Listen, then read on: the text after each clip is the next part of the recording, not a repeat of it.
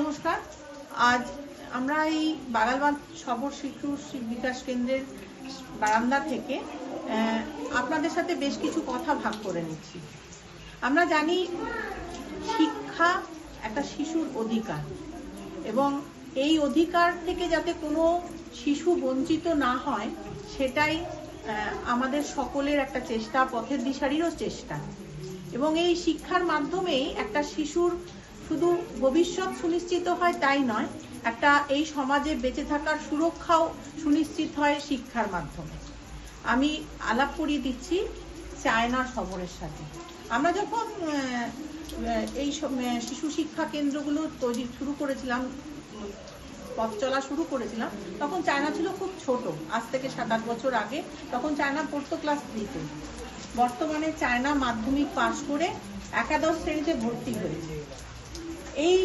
এই যে সফরটা, এই যে দীর্ঘ পথ, এটা কিন্তু খুব সহজ ছিল না। কারণ চায়নাকে লড়াই করতে হয়েছে প্রতিদিন ভাতের সাথে, চায়নাকে লড়াই করতে হয়েছে সমাজের সাথে, চায়নাকে লড়াই করতে হচ্ছে পারিপার্শ্বিক সমস্ত প্রতিবন্ধকতার সাথে। তার কারণ চায়নার বাবা মাকেও সমাজের এখনো পর্যন্ত সমাজের অনেকের কাছে শুনতে হয় যে মেয়েকে এত পড়াশোনা শিখিয়ে কি হবে, তার কারণ এত বেশি পড়াশোনা শিখলে তাদেরকে বিয়ে দেওয়া যাবে না। কারণ এখনো এই সোসাইটিতে আমরা বেশ কিছু জায়গাতে মেয়েদেরকে বিবাহযোগ্য করে তোলাটাই হয় সব থেকে বড় প্রয়োজনীয়তা বলে তারা মনে করেন। কিন্তু সে জায়গায় দাঁড়িয়ে চায়না লড়ে চলেছে প্রতিদিন। চায়না, তোমার কয় ভাই বোন? আমরা 2 বোন 1 ভাই। সবাই পড়াশোনা করে? আচ্ছা, বাবা কি করে? বাবা একটা হাতে কাজ করে। বাবা, আচ্ছা, তুমি মাঝে মাঝে কি বাবার সাথে সহযোগিতা করো বাবার কাজে? হ্যাঁ।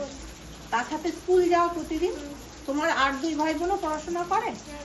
আচ্ছা, তাহলে আমরা শুনতেই পেলাম যে ওর বাবা মা অনেক কষ্ট করেই আর কি ওকে পড়াশোনা শেখাচ্ছে। রমণীতা নির্মার পদাঙ্ক অনুসরণ করে চায়না এগিয়ে চলেছে।